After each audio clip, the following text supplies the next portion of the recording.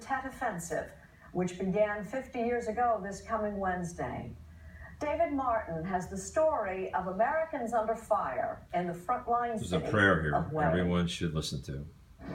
Sums up what it's like to be a Marine. The 26-day battle for Hue was fought street by street, house by house, room by room.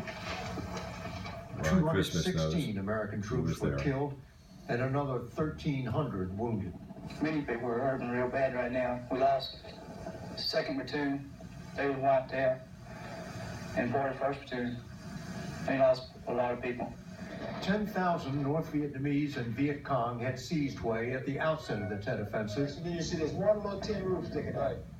And the Marines were sent in to claw it back. If there's anything close to hell, it had to be Hue. That's the voice of Sergeant Bob Toms, wounded 6 times, but still alive today. In this photo, he's leading an assault on a tower the enemy was using to shoot down on American troops. The night before, he had joined his Marines in prayer. Everybody held hands. This was our prayer. God, we know we're about to see you in person. If we've got to die on this tower, let us die like men and Marines, and don't embarrass ourselves or our families or the Marine Corps. Amen. One of the images in this exhibit are the first 12 men that went up the tower. And within 30 seconds, 5 of them were critically injured. John Olson, then a 20-year-old Army photographer, took these extraordinary photos, including this sequence. A wounded Marine is in agony.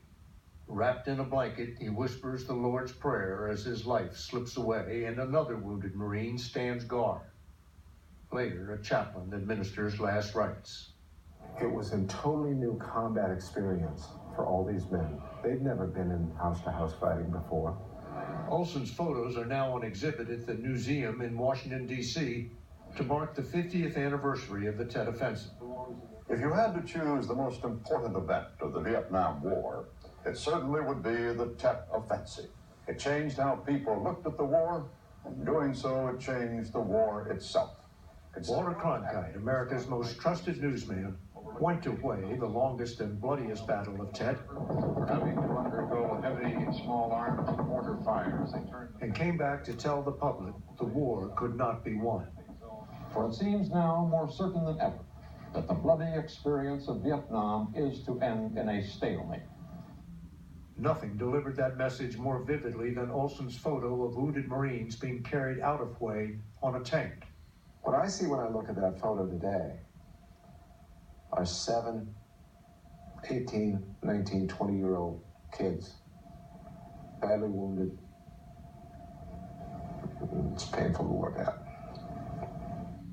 The shirtless figure is an 18-year-old Marine shot through the chest, a symbol of American innocence shredded by the reality of Vietnam. I remember well. His name is A.B. Grantham, and he is now 68 years old, having come as close to death as it is possible to come. It was what we call a sucking chest wound. Hit the breastbone, went through the right side, and exited under my shoulder blade. Was it painful? Very much, very hot. How did they stop the bleeding? The bleeding wasn't the main problem to begin with. It was the breathing. I couldn't breathe because it had a hole in my chest. How close did you come? I don't think it could have got any closer. They had zipped me up into a body bag. And I remember somebody saying, "This one's not dead yet."